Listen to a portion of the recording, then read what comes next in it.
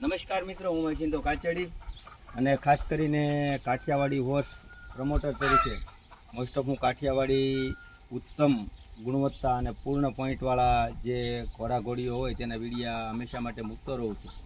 તો આજે મારું પોતાનું જે સેટઅપ છે, જે પોતાનું મારું અશ્વ ફાર્મ છે નાનું એવું, અને તેની સાથે સાથે જે અમુક પશુ પક્ષીઓની અમે સારવાર કરીએ છીએ, જેને દત્તક લઈને લાવીએ છીએ અને તેની સારવાર કરીએ છીએ, તેની પણ હું તમને મુલાકાત કરાવીશ.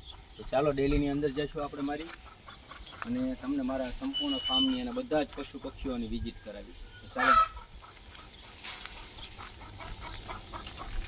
અંદર આવતા જ તે જે તમને આ કૂકડો દેખાઈ રહ્યો છે તે આયરશાયર પ્રજાતિનો કૂકડો છે, જે એક ઇન્ડિયન દેશી બ્રીડ છે. અને એ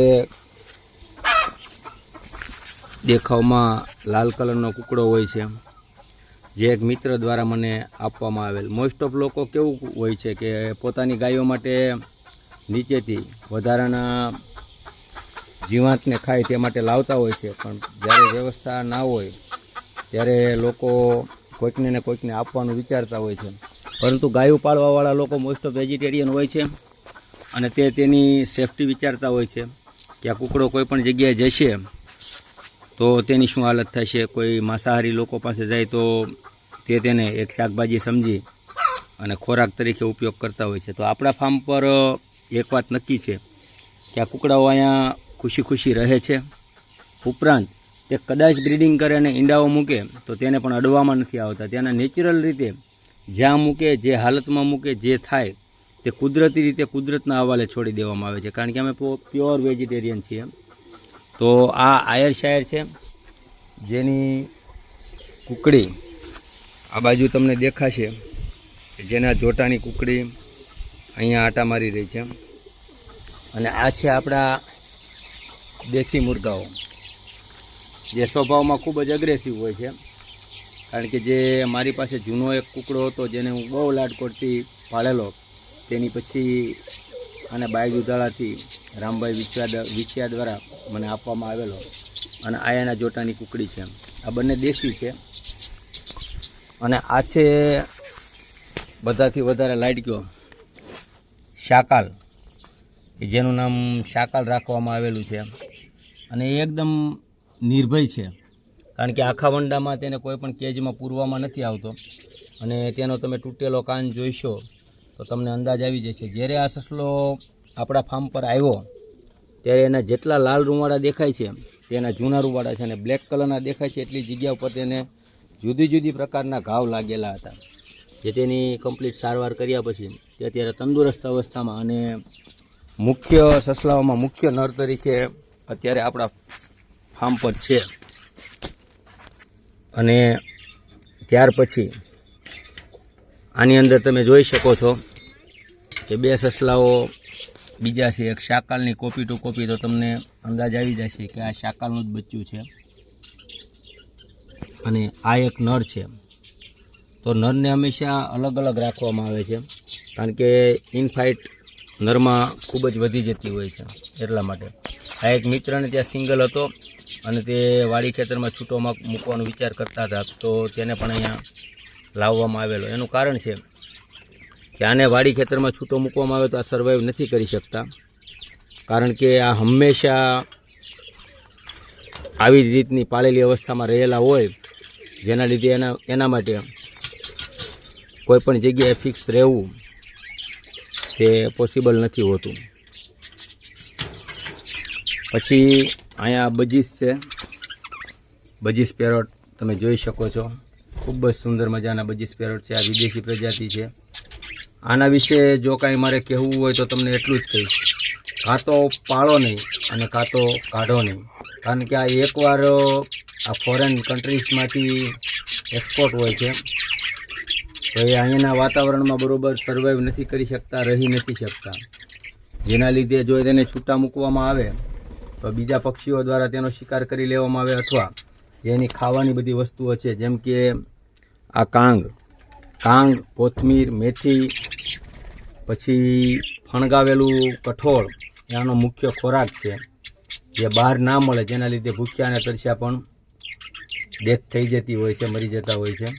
અને બીજું એક કારણ કે એને ઉડવાની પોતાની ગતિ નથી હોતી કે કેટલું ઉડવું, કારણ કે આ એક પહાડની કોતરોમાં રહેવાવાળા પક્ષી છે, જેને આપણે અહીંયા લઈ આવ્યા છીએ. આપણે આટલા વિસ્તારમાં કોઈ જગ્યાએ પહાડ ન હોય, એવી કોતરો ન હોય, એટલે એને માળા બાંધવા માટે, આરામ કરવા માટેની જગ્યા ન મળે, એટલે ઉડીને પોતાનું જીવન સમાપ્ત કરી દેતા હોય છે.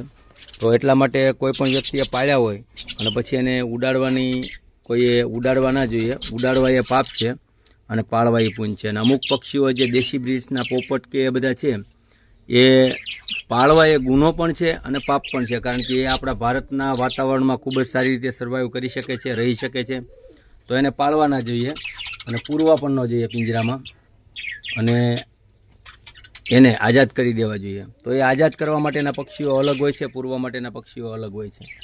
તો એવી જ બીજી એક પ્રજાતિ પણ આપણી પાસે છે કે જેને કોકટેલ કહેવામાં આવે છે. આ કોકટેલને પણ ખોરાક તેનો સેમ જ હોય છે. મેથી, કોથમરી, ફણગાવેલું અનાજ અને ખાસ કરીને કાંગ, આવી બધી વસ્તુઓ આ ખાતા હોય છે. તો આ 3 કોકટેલ છે આપણે ત્યાં. એ ત્રણેય અલગ અલગ કલરમાં આપણી પાસે છે. મોસ્ટ ઓફ આ 3 જ કલર કોકટેલમાં જોવા મળતા હોય છે. તો એ પણ ખૂબ સારી રીતે અને મોટી સાઇઝના કેજની અંદર એને રાખવામાં આવે છે. અને તેની સાથે સાથે આપણી પાસે છે કડકનાથ કુકડાઓ, જે ચોકથી હું લાવેલો. તો કડકનાથ કુકડાઓની ખાસિયત એ હોય છે કે તમે જોઈ શકો છો તો એકદમ જેડ બ્લેક, અને એની જીભથી લઈ અને આખા શરીરમાં તેનું રક્ત પણ બ્લેક જ કલરનું હોય છે. તેના અંદર કોઈ પણ પ્રકારનો બીજો કલર હોતો નથી. એ ઓનલી બ્લેક કલરમાં જ જોવા મળે છે. અને તેની પ્યોરિટી પણ તેના પર જ નક્કી થાય છે કે એકદમ પ્યોર બ્લેક, જેડ બ્લેક હોય તો જ પ્યોર કડકનાથ હોય. પછી ઉપરથી તમને એક સસલું બતાવીશ જે સારવાર માટે આવેલું છે. જે આ સસલું છે તેને એક પગ ભાંગી ગયેલો છે. જે આ પાછળનો પગ છે તેની કાલ રાત્રે પણ સારવાર કરેલી, એક મિત્ર દ્વારા મૂકી જવામાં આવેલું, કારણ કે એનો આ પાછળનો પગ એકદમ તૂટી ગયેલો. તો એના માટે એને લાવવામાં આવેલું. તમે જોઈ શકો છો કે પગ એકદમ તૂટી ગયેલો છે. તો સરસ મજાનું એકદમ લિટલ અને ક્યુટ પેટ છે, પરંતુ અત્યારે તેની કન્ડિશન સારી નથી. કદાચ આવનારા સમયમાં તેના પગનું જોડાણ થઈ જાય, વ્યવસ્થિત રીતે એની ટ્રીટમેન્ટ કરવામાં આવે છે, એ પણ સાજું થઈ ગયું છે. પછી આ કોકટેલ, આ કડકનાથ અને કબૂતરોની બાબતમાં વાત કરવામાં આવે તો ઘણા બધા કબૂતર આપણી પાસે છે, જે હમણાં બધા નીચે ઉતરશે એટલે તમને હું દેખાડીશ. તો સાથે સાથે જે મારા અશ્વો છે તેમની તમને મુલાકાત કરાવડાવું.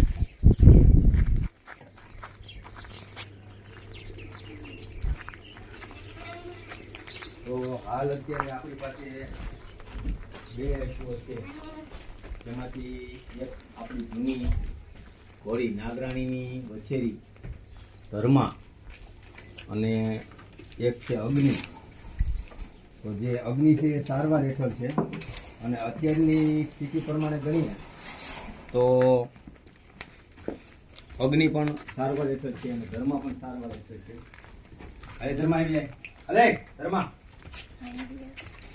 ધર્માના વિડીયો ખૂબ જ વાયરલ થયેલા છે કે ધર્મા આપણે જે કહીએ કે માને છે, તો એના માટે ધર્મા ફેમસ છે. અત્યારે બપોર વસાળાને પાણી છાંટીને ધમારેલા, પછી એને ઠંડકમાં એટલી બધી મજા આવી કે તમે જુઓ તો આખું શરીર લાલ લાલ બગાડી નાખ્યું છે. કારણ કે ઠંડકની અંદર લાંબા થાય, આલોટો મારે, ફરીથી ઊભા થઈ જાય. ઉપર પંખાની સરસ મજાની વ્યવસ્થા કરવામાં આવી છે. તો એ અંદર રહેશે.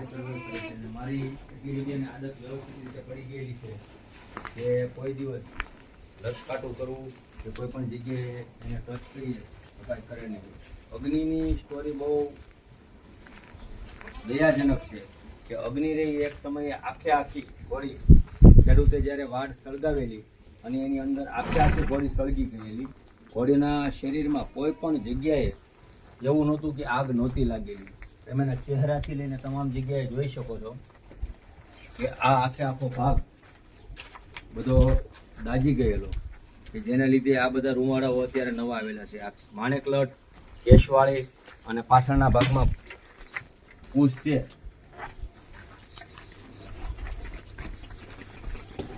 તો જે આ પૂછનો ભાગ છે એ હાવ પૂછ તમને ટૂંકી લાગશે વછેરા જેવી. ઘોડી જો કે 4 થી 5 વર્ષની છે પણ એની પૂછ પણ દાજી ગયેલી, જેના લીધે એની આ હાલત થયેલી છે. અને ખાસ કરીને કાઠિયાવાડી પ્યોરિટીની બાબતમાં જોઈએ તો અગ્નિ મોસ્ટ ઓફ પોઈન્ટ પૂરા કરી આપે છે. જેમ કે તમે જોઈ શકો છો કે જીબ્રા માર્કિંગ, ખૂબ જ સરસ મજાના જીબ્રા માર્કિંગ્સ છે ઘોડીને. અને અંજલિમાં પાણી પીધા એમ કહેવામાં આવે છે, તો એ પ્રમાણે ઝીણી એવી મોખલી, ટૂંકા કાન અને મોટા મોટા જબડા સાથે જ ડેડકની ઘોડે બહાર નીકળી ગયેલી આંખો તમને આ ઘોડીમાં જોવા મળશે.